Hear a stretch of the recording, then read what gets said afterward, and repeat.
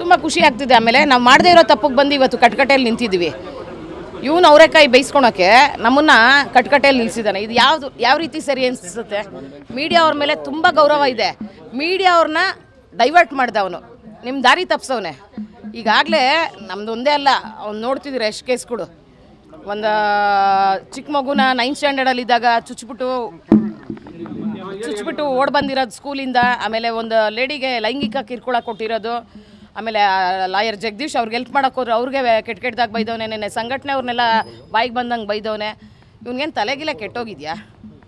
ಆಮೇಲೆ ನನಗನ್ನಿಸ್ತಿದೆ ನಾವೆಲ್ಲ ಇಷ್ಟು ಟೈಮ್ ವೇಸ್ಟ್ ಮಾಡ್ತಿದ್ದೀವಿ ಆ ಹುಚ್ಚನ ಬಗ್ಗೆ ಮಾತಾಡೋಕ್ಕೆ. ದೊಡ್ಡ ಹುಚ್ಚಾನೆ, ಹುಚ್ಚ ವೆಂಕಟ ಆದರೂ ಪರವಾಗಿಲ್ಲ, ನಿಜಾನ ಅಲ್ಲ? ಆಮೇಲೆ ಅವ್ನು ನಮ್ಮ ಲೆವೆಲ್ಲೂ ಅಲ್ಲ, ಅವ್ನು ಯಾವ ಕಿಲಾಡಿ ಅಂತ ನಾವು ಚುಚ್ಚಕ್ಕೆ ಹೋಗ್ತೀವಿ. ಫಸ್ಟ್ ಆಫ್ ಆಲ್ ಪಾಪ ರಘು ಅವರು ಲಾಸ್ಟ್ ಮಂತ್ ಆಗಿರೋ ಬರ್ತ್ಡೇ ವಿಡಿಯೋ ಕೊಟ್ಬಿಟ್ಟು ವೈರಲ್ ಮಾಡ್ತಾರೆ. ಅವ್ರಿಗೂ ಫ್ಯಾಮಿಲಿ ಇದೆ, ಮಕ್ಕಳು ಟಿ ವಿ ನೋಡ್ತಿರ್ತಾರೆ. ಮಗು ನಾಳೆ ಸ್ಕೂಲ್ಗೆ ಹೋದಾಗ ಡ್ಯಾಮೇಜ್ ಆಗಲ್ವಾ? ಏನೋ ನಿಮ್ಮ ಪಪ್ಪ ಹಿಂಗೆ ಬಂದ್ಬಿಟ್ಟು ಅದೇನು ಇರುತ್ತೋ ಏನೋ ನಿಮ್ಮ ಪಪ್ಪ ಹಿಂಗೆ ಬಂದ್ಬಿಟ್ಟಿದ್ದಾರೆ ಟಿ ವಿ ಮಕ್ಕಳಿಗೆ ಎಷ್ಟು ಅರ್ಥ ಆಗುತ್ತೆ?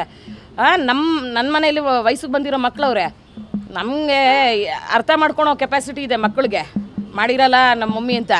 ಇನ್ನು ಎಷ್ಟು ಮನೆ ಹಾಳು ಮಾಡಬೇಕು ಅಂತ ಇವನಿಗೆ ಯಾರು ಬುದ್ಧಿ ಕಲಿಸೋರೇ ಇಲ್ವಾ?